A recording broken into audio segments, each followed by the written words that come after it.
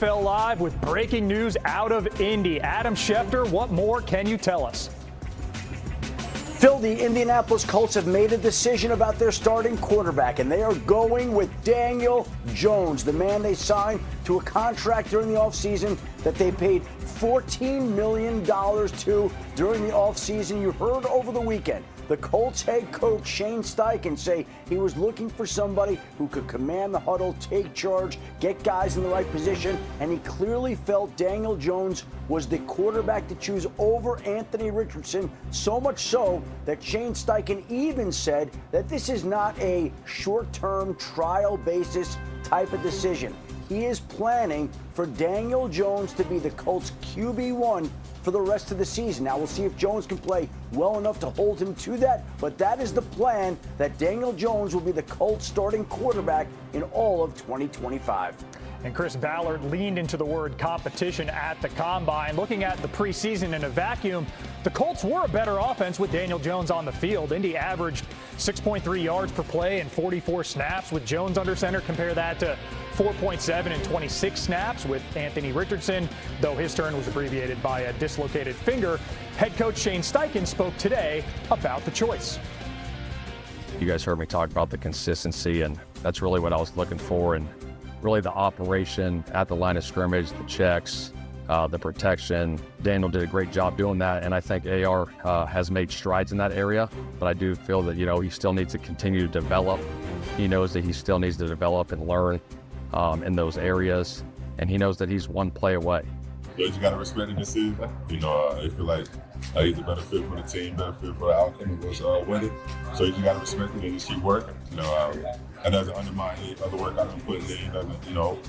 Doesn't say that I haven't improved. I'm proud of the improvement I've made.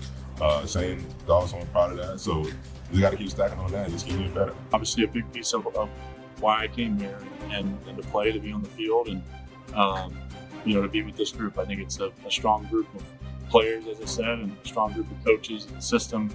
I think there's a lot of things here to be excited about. So, I'm certainly happy to make the decision as this. We've already heard from Adam Schefter, Sam Acho, Mike Tannenbaum, with me, Phil Murphy, here for the hour. Mike, the Indiana Jones marketing campaign is officially a go. You're a former GM. What's your reaction to the Colts going in this direction for Week 1? I think they made a mistake. When they drafted Anthony Richardson, Phil, they knew that he only had 13 career starts. He's only had 15 so far in the pro level. And by comparison, you look at some recent quarterbacks like Bryce Young, 27 starts, Caleb Williams, 33. Cam Ward, 57 this year. He is a work in progress. So to me, they have some nice weapons now when you think about Jonathan Taylor, Michael Pittman, drafter Tyler Warren. But to me, if you're going to draft Anthony Richardson with all that ability, all that upside, it's not going to happen overnight. And to me, Daniel Jones, we know what he is. He's a competent quarterback, but he has struggled with turnovers. He's struggled with sacks. He's only completed one season in his career. I would go with the younger player who has much more upside. Yeah, the difference, though, is that this was a competition, and Anthony Richardson did not win the competition. I'd argue that Daniel Jones didn't win it either. He just didn't lose it. I don't think this was a far and away win by Daniel Jones, but the coaches are saying, who do we trust more? And going back to even just that broken pinky play, right, where Anthony Richardson wasn't able to adjust to the blitz and take that sack. It was not a lot of trust that is being put forward for Anthony Richardson.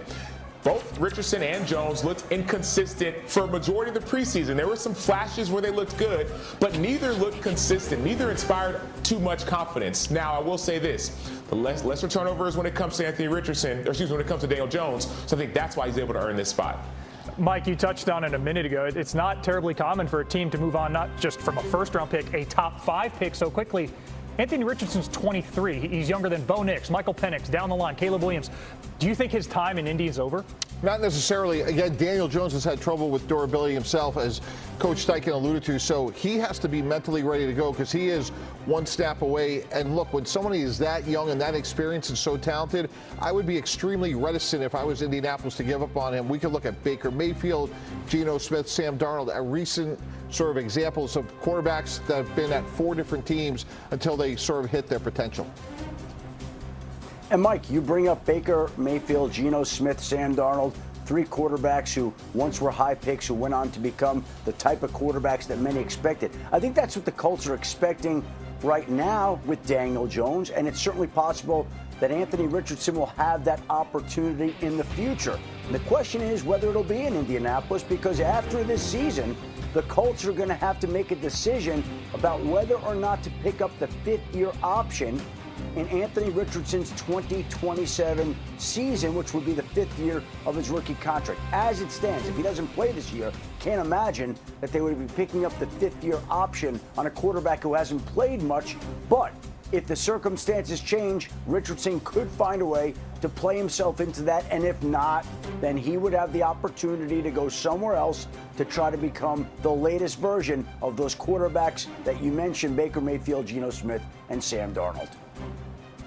Yeah, but the best thing that Anthony Richardson can do right now is to continue to compete. I understand that Daniel Jones has been named the starter. I understand that Shane Steichen said he doesn't plan on making any changes. But Daniel Jones' play could have a change be necessary. So Anthony Richardson, from a mental standpoint, needs to continue to get the mental reps. I understand people say that you have to let him play because he's young. Well, get those reps in practice, even if it's on scout team. Stay mentally ready and don't see this situation as a defeat, because his opportunity could come a lot sooner than expected. So he needs to be ready when that other opportunity comes again.